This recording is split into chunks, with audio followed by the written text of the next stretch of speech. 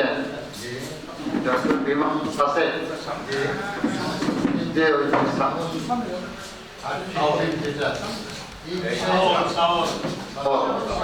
এই বিষয়ে আপনার মতামত কি? আর বিষয় আমরা দেখি ফেসবুকে দেখি এবং অন্যান্য মাধ্যমে দেখি যে যাদের করোনারি যে ব্লক রয়েছে এই ব্লকে তাকে রিলিফ হয় একটা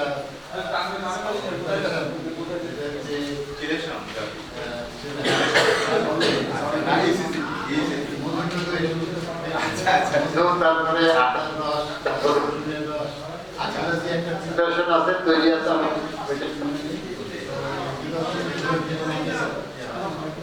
এই বিষয়ে আপনার মতামত দাদা থ্যাংক ইউ। আমার তো মনে হয় যে আসলে যে সিচুয়েশন ট্রিটমেন্ট এখন চলতেছে বাংলাদেশে মানে অপচিকিৎসা বলি বা বিভিন্ন চিকিৎসা বলি সেই ইয়েতে মানে সমোপযোগী প্রশ্ন। একটা বিষয়ে আমার রোগীদেরকে প্রায় বলতে হয়, যেহেতু আমার স্টেন্ডিং করি, আমি এনজিওগ্রাম করি, সুতরাং এনজিওগ্রাম করার পরে বা ইয়ে করার পরে প্রথম কোশ্চেন, স্যার কি খাবো কি খাবো না। মোটামুটি যেহেতু কনভেনশনে চলে আসতেছে, ওষুধের দোকানদারের কাছে গেলে ওষুধ নিতে গেলেও সে বলে আপনার হাঁটির সমস্যা, আপনি কিন্তু গরুর মাংস খাই কিছু খেতে পারবেন না। আচ্ছা, উনি শুধু না, পাশে পাশে আরেকজনের হয়তো এনজিওগ্রাম হয়েছে বা রিং বসানো হয়েছে বা বাইপাস করা হয়েছে অথবা বোন বা সব একই কথা, তোর হাজবেন্ডে কিন্তু কিছু খেতে দিবি না। আচ্ছা, এখন এই প্রসঙ্গে মানে আমার মানে যে জিনিসটুকু হলো মানে আমার কিছু আর্গুমেন্ট আছে। আমি গতবাধা এইটা আমার প্রায় কার্ডিওলজিস্ট যারা সহকারী আছেন আমার যারা কলিগ আছেন মোর দ্যান 95% একটা বড় সিল বানায় নিছে, ওই সিল সবাইকে মারতেছে, এটা খাবেন না এটা খাবেন এটা খাবেন না। সেটা মানে মজার কথা হলো সাউন্ড যেটা বলতে চাচ্ছে মোটামুটি যে তেল একদম নিষেধ। সেই প্রসঙ্গে আমার প্রথমে কিছু দিয়ে আর্গুমেন্ট সেটা হলো তেল ছাড়া রান্না, টমেটো দিয়ে রান্না করতে হবে। তো সেই প্রসঙ্গে আমার ইয়ে হলো যে প্রথমে আমি মানে রোগীদেরকে বলি যে প্রথমে সায়েন্টিফিক ব্যাকগ্রাউন্ড আমি বলে দিই। সায়েন্টিফিক ব্যাকগ্রাউন্ড হলো অনেক সময় দেখা যায় অনেক পাতলা মানুষ খাওয়া দাওয়া করে না, তার কোলেস্ট্রল অনেক হাই। এটা আপনারা সবাই কিন্তু নিজের প্র্যাকটিসে দেখতেছেন। এক, দুই নম্বর ক্ষেত্রে হলো যে অনেক সময় দেখছি যে 10-12 বছর বাচ্চা, আমরা এগুলো রিপোর্ট করি, 10-12 বছরের বাচ্চা তার কোলেস্ট্রল সিরাম কোলেস্ট্রল হলো মোর দ্যান 1000 প্রাইমারি হাইপারকোলেস্টেরোলেমিয়া, তার এখানে এখানে এখানে এখানে ওই জ্যান্থোমা জ্যান্থোলাজমা সবগুলো রয়েছে। সে তো জীবনে 10 বছর হয়েছে, সে তো মানে এখনো মানে মাংস খাওয়া শুরু করেনি, ঠিক না? তেলও খাওয়া শুরু করে, কিন্তু তারও সারা শরীরে এরকম করে জ্যান্থোলাজমা এরকম লিপিড ডিপোজিশন হচ্ছে, কোলেস্ট্রল হাই। ইভেন এগুলো আমরা দেখছি তাদের এনজিওগ্রামের মধ্যে করোনারি সমস্যা আছে, ইভেন কেউ 12-13 বছর হার্ট অ্যাটাক হয়, এগুলো আমাদের কাগজে আমরা রিপোর্ট করি। আচ্ছা, হওয়ার পর তাহলে আমার কোশ্চেন হলো যে তো খায় না তাহলে কোলেস্ট্রল কোথা থেকে আসলো? আচ্ছা, তারপরে যে বলে জীবন মানুষ আছে, তো ওনারা তো কোলেস্ট্রল দেখা যাবে যে খাবার দাবার তেমন খায় না, অনেকের আইবিএস আছে কিন্তু কোলেস্ট্রল হাই। এখন ইয়ে হলো যে ওর তো কোলেস্ট্রল হাই, তাহলে এর কোলেস্ট্রল বাড়লো কেন? আবার অনেক সময় দেখা যায় যে আমার পুরান ঢাকা যেহেতু প্র্যাকটিস করি আমি মেডিনোভা মালিবাগে, পুরান ঢাকা আমার প্রচুর রোগী আসে, যেহেতু রোগী স্বাভাবিকভাবে এক রোগী আসে তার ফ্যামিলি আরো আসে, ফ্যামিলি আসে স্বাভাবিকভাবে। তো ওনারা আসার পরে যে জিনিসটা ইয়ে দেখছি, ওনাদের হলো চেস্ট পেন নিয়ে আসে, চেস্ট পেন নিয়ে আসে যেহেতু মোটামুটি একটু বালকে খেতে গেলে বলে 3 বেলা প্রাণী খায়, সকালে প্রাণী, কেউ কেউ আবার কি করে দুপুরে 11টার দিকে যে নাস্তা সেটাও প্রাণী খায়, আবার না আবার ইভেন 5টার সময় যে নাস্তা করবে তাও প্রাণী খায়। দিস দ্য ট্রেডিশন দেয়। এখন হলো ওনাদের আবার কিছু কিছু ব্যাপার আছে, আমি সবার কথা বলতেছি না, নট যে সব ব্যাপারটা, কিছু আমাকে ওই রুগীগুলো দেখা গেছে ইভেন আমি তাদের লিপিড প্রোফাইল একদম নরমাল। আচ্ছা, এই রুগীগুলো স্থিতি নরমাল, ইকো নরমাল, ইজিডি করা যায় না যেহেতু ভালো। তাদেরকে আমি তখন যেহেতু তার ফান্ডিং আছে আমি বলি এনজিওগ্রামটা করে ফেলেন, কারণ এটা ডিসিশন আমার নেওয়ার জন্য জরুরি। আপনি কি ওষুধ দেবো? যদি করোনারি ব্লক থাকে তাহলে ওষুধগুলো অনেকগুলো হবে, না থাকলে আপনার ওষুধ হবে অল্প কটা। ফলে ওনার রাজি angiogram, most of the cases angiogram is totally normal, তাহলে তার লিপিড নরমাল, ইয়ে নরমাল। আচ্ছা, তাহলে এখন আমার কথা হলো যে এটা তো আছে তার সায়েন্টিফিক ব্যাকগ্রাউন্ডটা কি? সায়েন্টিফিক ব্যাকগ্রাউন্ডটা হলো আমাদের যে সিরাম লিপিড প্রোফাইল যেটা আমরা করি, যে রক্তের যে চর্বিটা কোলেস্টেরল বলেন, এইটা তৈরি হয় হলো 10% এক্সোজেনাস সোর্স। মানে হলো আমরা যে খাবার খাই এখান থেকে 10% ওই রক্তে কোলেস্টেরল হিসেবে ওইভাবে যায়, আর 90% তৈরি হয় হলো লিভারে and some other organs including muscles and others. এখন যদি 90 এন্ডোজেনাস সোর্স, এখন যদি 90% ওখানে তৈরি হয়, সমস্যা যেটা হয় এই যে বিভিন্ন রিসেপ্টর লেভেলে কারো কারো কি হয় বেশি বেশি করে আপটেক হয়, বেশি বেশি করে তৈরি হয়। এখন যদি আপনি নাও খান কিন্তু আপনার তৈরি হওয়ার প্রক্রিয়া চলতে থাকবে। আপনি যদি কম খান না খান তাহলে আপনার ওইটা থামবে না, আপনার কোলেস্ট্রল হাই থাকবে। তাহলে ওটার জন্য চিকিৎসা কি? না খাওয়ার চিকিৎসা না, আপনার কোলেস্ট্রল বেশি থাকলে আপনাকে ওষুধ খেতে হবে, যেটা আমরা যে স্ট্যাটিন গ্রুপ বলি। এই স্ট্যাটিন গ্রুপগুলো ওই যে এনজাইম বিভিন্ন লেভেলে যে কাজ করে।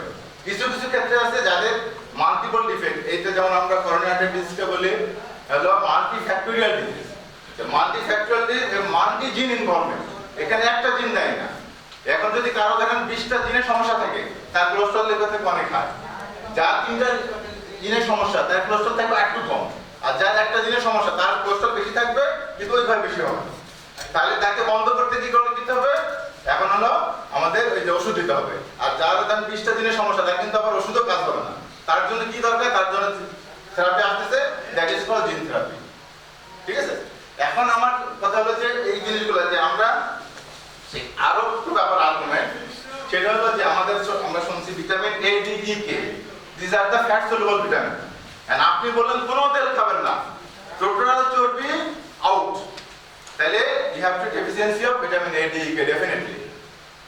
সেক্ষেত্রে দেখবেন অনেক সময় ওই যে হার্ট আমরা ইয়ে করার পরে সব খাওয়া বন্ধ, রোগী চোখে দেখে না, আর্লি চিকিৎসা ডাক্তার কাছে যাচ্ছে, হয়তো বলছে ক্যাটারাক্ট, চশমা দিচ্ছে, ইয়ে দিচ্ছে, আসলে কিচ্ছু না, ভিটামিন এ ডেফিসিয়েন্সি। আমি যদি শুধু ভিটামিন এ ক্যাপসুল খাবে, the problem will be solved. আচ্ছা, কি হচ্ছে? এই ডি এর অভাবে ফ্র্যাকচার, আর্লি ফ্র্যাকচার করে যাচ্ছে, হয় এটা ফ্র্যাকচার বা এটা ফ্র্যাকচার বা নেক ফ্র্যাকচার। ই কে দেখবেন, আপনি সামান্য প্র্যাকটিস করতে দেখবেন অনেকে বলে যে আমার হয়তো চামড়া নিচে কালো কালো কালো স্পট পড়ে। ঠিক আছে? তার মানে কি হয়? এখানে হেমারেজিক টেন্ডেন্সিটা ডেভেলপ করছে ভিটামিন কে। আর এইটা কি হবে?